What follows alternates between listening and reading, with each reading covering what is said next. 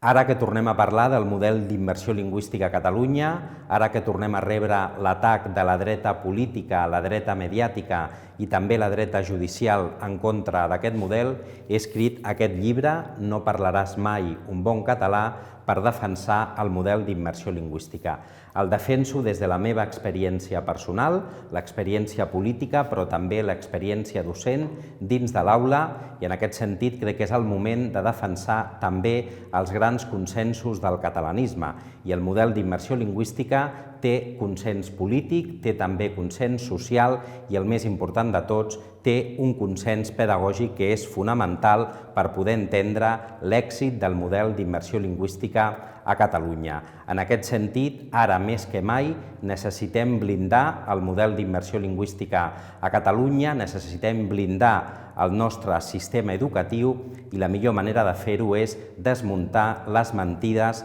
d'aquells que se'l volen carregar.